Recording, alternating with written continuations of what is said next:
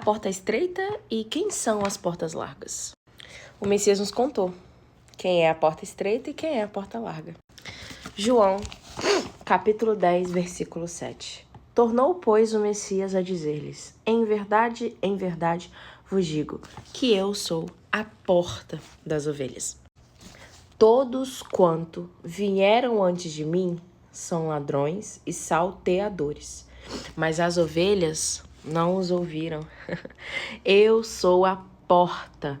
Se alguém entrar por mim, salvar-se-á, e entrará, e sairá, e achará pastagens. O ladrão não vem, senão a roubar e matar e destruir. E eu vim para que tenham vida. Eu quero que vocês observem essa passagem aqui. João 10, capítulo 10, né? João 10, versículo 10. Eu vim para que tenham vida e a tenham em abundância. Combina? Combina com o Antigo Testamento? O Antigo Testamento fala de vida e vida em abundância? Só uma reflexão. Eu sou o bom pastor. O bom pastor dá a sua vida pelas ovelhas. Mas o mercenário e o que não é pastor, de quem não são as ovelhas, vê vir o lobo e deixa as ovelhas e foge. E o lobo as arrebata e dispersa as ovelhas. Ora, o mercenário foge porque é mercenário e não tem cuidado das ovelhas. Se o Messias é a porta estreita, e ele é o bom pastor, e as ovelhas o reconhecem, quem são as portas largas e quem são os mercenários? De tanto eu ler Mateus 23,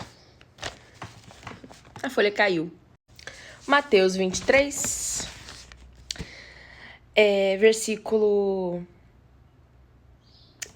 Mateus 23, versículo 1. Vamos começar daí? Você já sabe que o Messias é a porta estreita.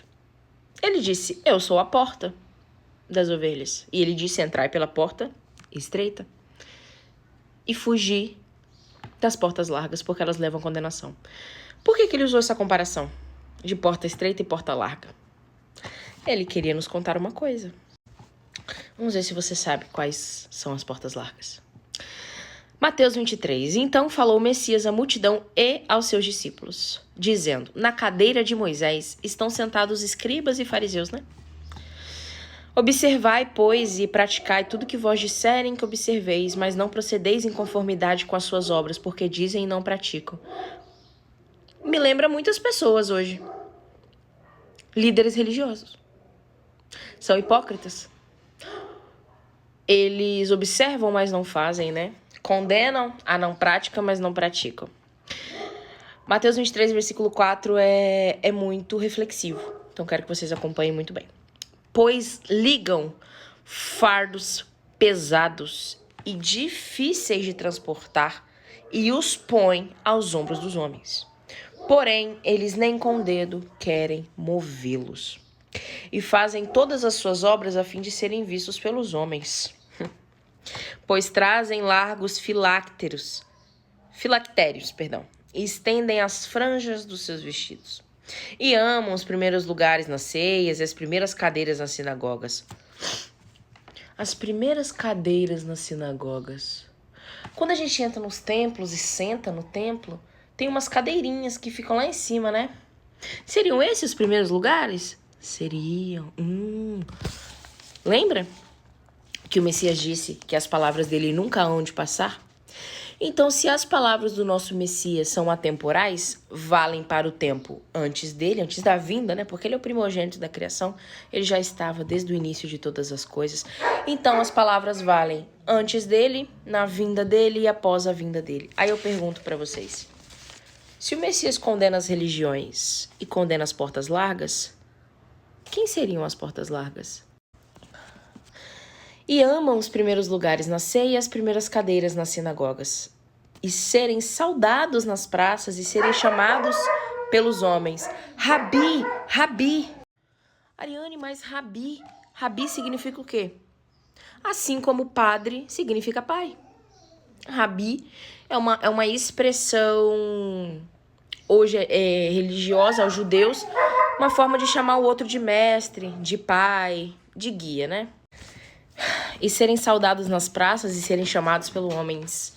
Rabi, Rabi.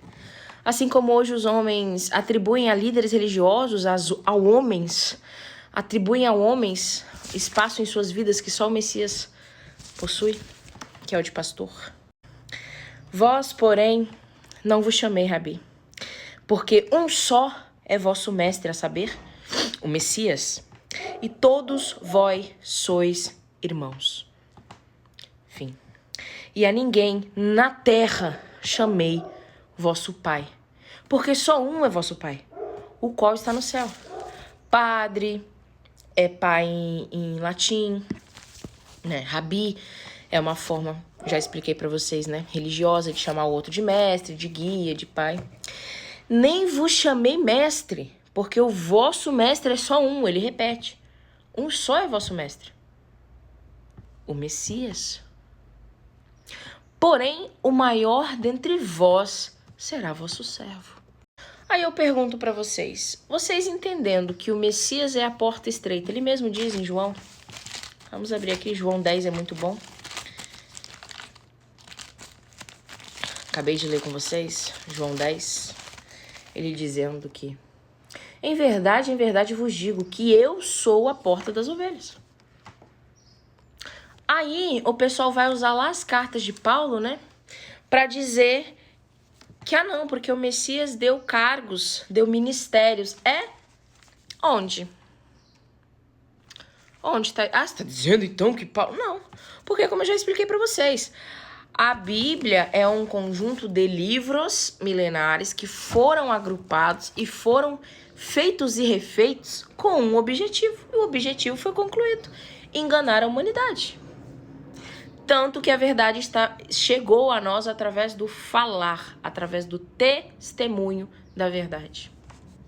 Ah, então para você só é adulterado quando não lhe convém. Não, porque eu uso isso daqui para provar para vocês que a verdade está no mesmo livro que vocês negam a verdade. Vocês negam a verdade usando um livro que contém a verdade. E aí? Como que fica? Porque vocês se descabelam para defender lideranças religiosas e ministérios e hierarquias, etc. Hipócritas, vocês são porcos indomáveis. Pior do que um líder são seus seguidores. Liderança religiosa não existe, é condenável, é condenável. Nosso Messias disse: vós sois irmãos. Mateus 23, versículo 8. Vós sois irmãos. Aí vai chegar uns hipócritas e dizer: não, ele disse isso para os discípulos, etc. Não, lá no início do capítulo ele fala com a multidão e os discípulos. Ele condena as lideranças religiosas. Mas aí chega os teólogos, os hipócritas e dizem: não, porque naquele tempo, com aquele povo, naquela cultura... Vocês são burros de acreditar nesses malucos que dizem que o Deus do Antigo Testamento matava crianças de peito, de colo, dizimava cidades porque era justo com aquele povo naquele tempo, naquela época? O que aquele povo tem de maldito que nós não temos de maldito hoje? Vocês são hipócritas, vocês são nojentos. Eu já falo pra vocês. Eu tentei ao longo dessas semanas que eu descobri a verdade, que eu vim conversando com o pai, eu falo: pai, eu tento, eu subo na live dos religiosos, eles sobem na minha live, eu tento, mas é impossível, porque vocês negam o Messias todos os dias. Se a gente pegar as palavras do Messias e utilizar como filtro, quem passa no Antigo Testamento pelo filtro do Messias? Quem passa pelo filtro do Messias? O Messias diz amor ao Pai, amor ao próximo, como a lei suprema, que é o mandamento, né? Aí eu te falo, escreve numa folha aí na sua casa, amor ao Pai, amor ao próximo, aí você começa a ler de Gênesis. Quem passa nesse filtro? Quem passa? Pensem, meus irmãos, pensem.